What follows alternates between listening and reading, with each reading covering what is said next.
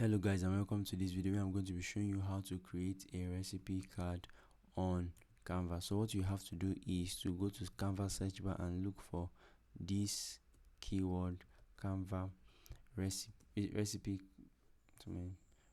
card.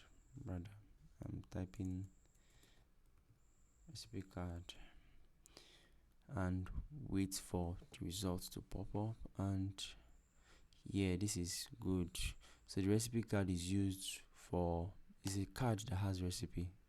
Very simple. So you can easily create a new recipe card here, and there are over 881 recipe cards, which means that there's actual need for people to design this recipe card. So if you're quite good, you can design and allow people to use or modify your templates.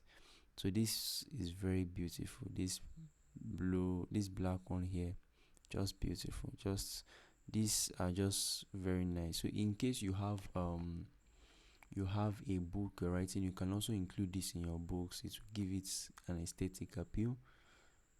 Good. This is just beautiful. So once you've seen a recipe card you love, you can click on them to click on the card to see it better. Good. Then click on customize template and you'll be able to customize it, add few more ingredients or change the picture, and you are good to go. So this is how to create a recipe card on Canva.